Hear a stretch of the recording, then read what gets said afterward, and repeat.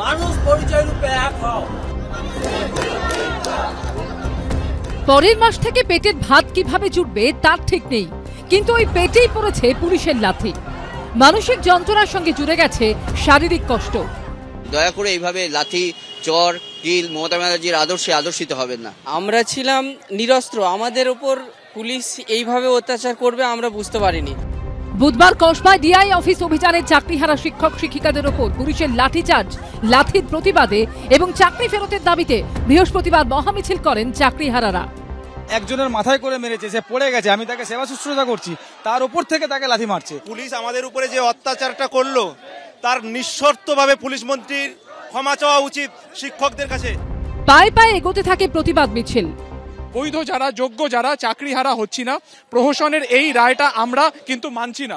অর্থাৎ এইভাবেই প্রতিবাদের নানানভাবে তারা কিন্তু আজকে এই প্রতিবাদ তারা দেখাচ্ছেন। আরজিকর কাণ্ডের পর আবার একটা মহামিছিল, ফের একজোট নাগরিক সমাজ।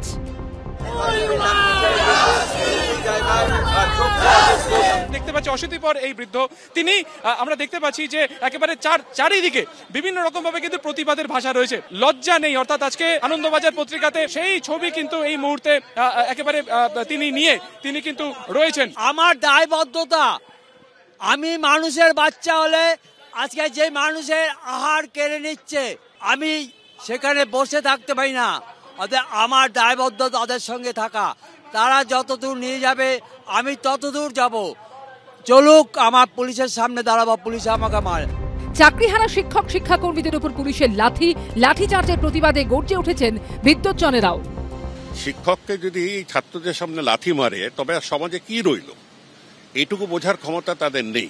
লাথি মারা টিচারদের এটা একটা খুবই অভিনব একটা এবং ঘৃণার ঘটনা হয়েছে। আই স্ট্রংলি কন্ডেম ইট। কালকে যা দৃশ্য দেখলাম টেলিভিশনে, সহ্য করা যায় না। যা দেখেছি শুধু শিক্ষকদের উপরই হামলা হচ্ছে, এটা দেখেছি। চারদিকে তো চিৎকার হচ্ছেই, সাধারণ মানুষ চারদিকেই চিৎকার করছে। আমার মনে হয় এদের বাড়ির লোকজনও বলেছেন হয়তো যে তোমরা এই কি করলে, তাতেও যদি লজ্জা হয় জানি না। দিকে দিকে সমালোচনা, নিন্দা, ক্ষোভের মুখে অনড় তৃণমূল।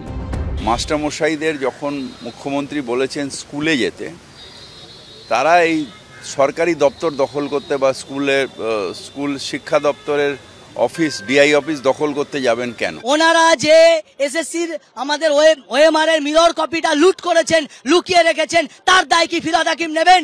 আজকে আমরা লোন নিয়েছি, বাড়ি করেছি, আমরা আজ পেটের দায়ে পথে বসে গেছি, তার দায় কি ফিরহাদ হাকিম নেবেন? ওনার লজ্জা করে না এই কথাটা বলতে? শিয়ালদা থেকে কোলে মার্কেট, বউবাজার, সেন্ট্রাল অ্যাভিনিউ হয়ে ধর্মতলায় শেষ হয় মিছিল। ময়ূর ঠাকুর চক্রবর্তী, সুকান্ত মুখোপাধ্যায় ও কৃষ্ণেন্দু অধিকারী রিপোর্ট, এবিপি আনন্দ।